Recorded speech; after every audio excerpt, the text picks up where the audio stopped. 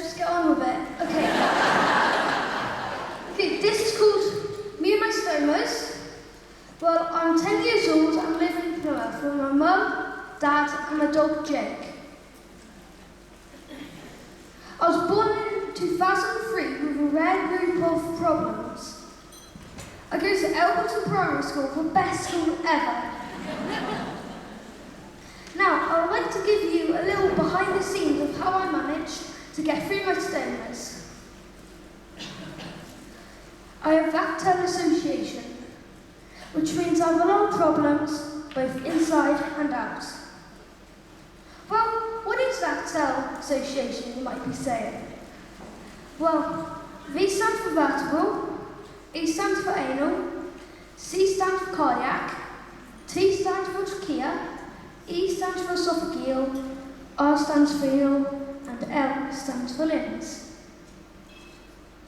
To be classed as VACTEL, you have to have at least 3 of the anomalies. From that list, I have the ones shown in red. Vertebral, anal, cardiac, renal, and limbs.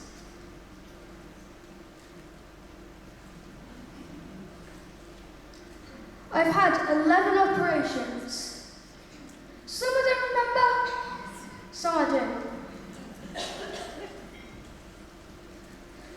I've had 1 on my heart, 1 on my spine, 4 on my hands, 3 on my bowel, 2 on my bladder and bowel. When I was born, I had an imperforate anus. I had an operation 2 days later to form a colostomy. The next photo was taken on the day I had my colostomy formed.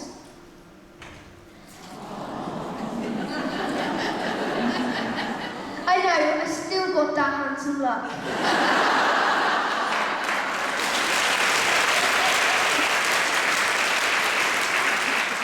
The next operation was the first stage of SARP, which was at 6 months of age. After my final SARP at 11 months of age, I suffered with slow motility, which caused me to have really bad constipation, although at the same time I would still have accidents. The next couple of years were spent with mum and dad trying to find out ways of controlling my bowels through different toilet routines, as well as different diets. From the age of 4 until I was 7.5, I had an erectile rocker shaft using some different systems, including the peristy. However, due to my hand issues, it was never going to be forever. My last operation was for a bladder augmentation. As I needs catheterised every 3 hours after the operation, it was decided that I should have my trophy done at the same time. And if I was having my trophy off, I might as well have the ACE, 3 for the price of 1. This is when I had my operation in 2011. My stay in hospital was for 2 months, so a lot of time out of school. I was quite happy about that. During that stay, I spent 18 hours in theatre, and I didn't eat food for 6 weeks. I was starving. The bladder augmentation was to make my bladder bigger. My trough is a stoma where I catheterise my bladder. It is positioned on the left side of my tummy. I do this every 3 hours, and I have a watch that reminds me. The ACE is a stoma that helps me clean my bowels. It is positioned in my belly button. I do washouts every other day, which takes about 30 to 45 minutes. And while I'm on the toilet, I read a book. Very boring. The stomas are positioned slightly different to the normal places because of my hands. My first meal in a long time after my operation in 2011, and that toast was good. The next couple of short video clips of me taking out my tubes after the operation. They were taken about 5 weeks. after the operation. In these clips, you will also see the position of my stomas, as well as seeing how big my scar was after the operation. Please bear in mind, I was only 7 at the time. Removing my ACE catheter for the first ever time since the operation.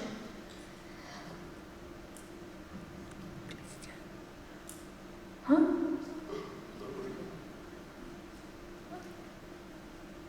There. On all of these videos, I was really nervous because it was the first time I was taking out my tubes.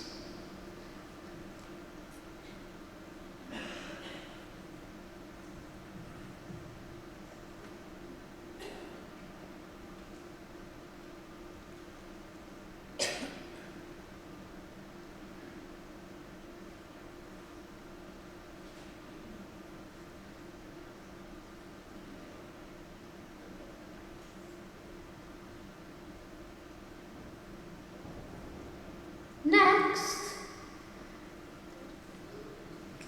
is inserting the ACE stopper. The ACE stopper is something so then I'm able to make the hole without it sealing. But it started leaking, so we talked to the consultant and he said to cut it off a bit. It was okay until a couple of days later it started leaking again. So, we spoke to him again and he said, don't bother.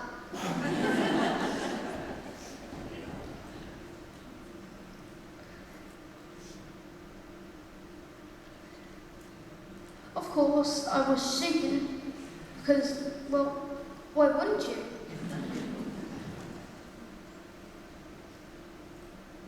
Now this is me removing the mitral catheter for the first time.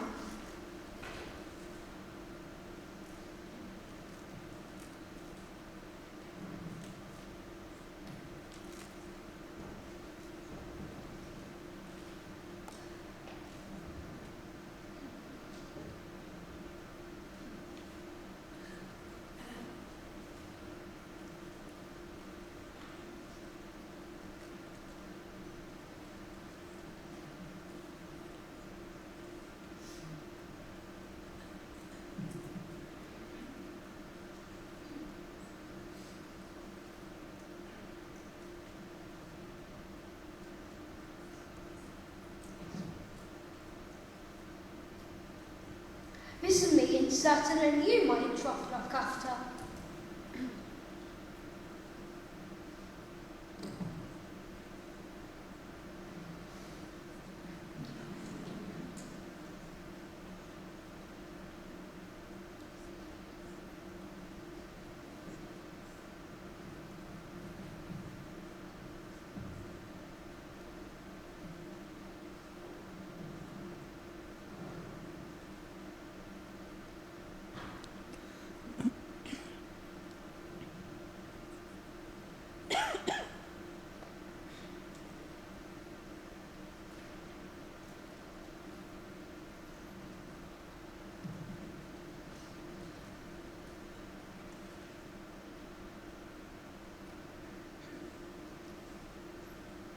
After my operation, I suffered with bad adhesions in my stomach, which caused me another trip to the theatre. I was finally allowed home 2 months after being admitted. And thankfully, it was another 8 weeks before I returned to school. 2 years on, and I've settled into the best routine with both my stomas. For my ACE, I now use the Quaphora system, which has been adapted slightly. This is gravity fed, so I don't need to pump any liquids. I just turn it on and it does it itself.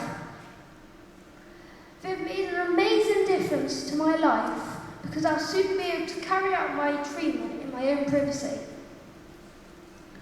Yes, I don't enjoy having to catheterise or use my ACE, but I understand why, so I do the job. My school have been the best. the staff room rather than the children's disabled toilet. Guys, keep this to yourself. It's really good because I get extra sweets and cakes from the teachers and head teachers in the staff room. I once got a jelly donut. And that was from the headmaster, so I was quite happy. And he said, I'll just have to jam once. Having to catheterise hasn't stopped me from doing anything. Yes, I might need to sit on the toilet for a long time, every other day, or need to nip to the toilet every 3 hours, but that's about all. I enjoy sailing and I've just qualified for my level 1 and 2 RYA sailing and I've passed. I've also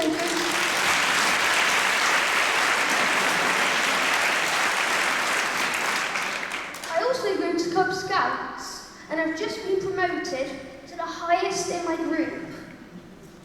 Sister.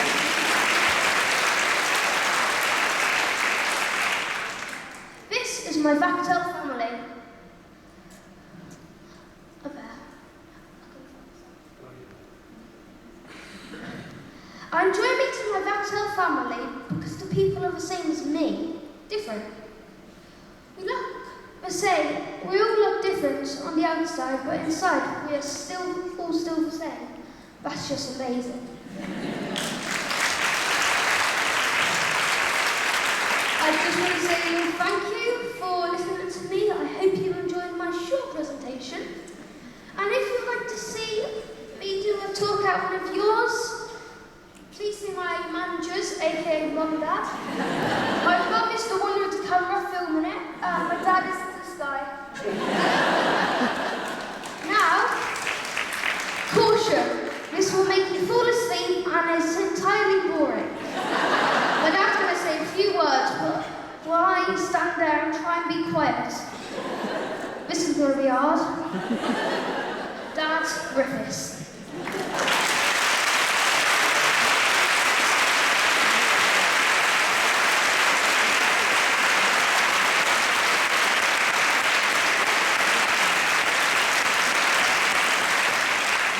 Morning, everyone. Thank you, Alan. As you can see, he doesn't suffer with his confidence, despite all the rest of his problems. I think he leaves that bit to me. When Alan was born in 2003, we were unaware of any of his problems. So as you can imagine, it was quite an emotional time. Day in, day out, we would find out something different.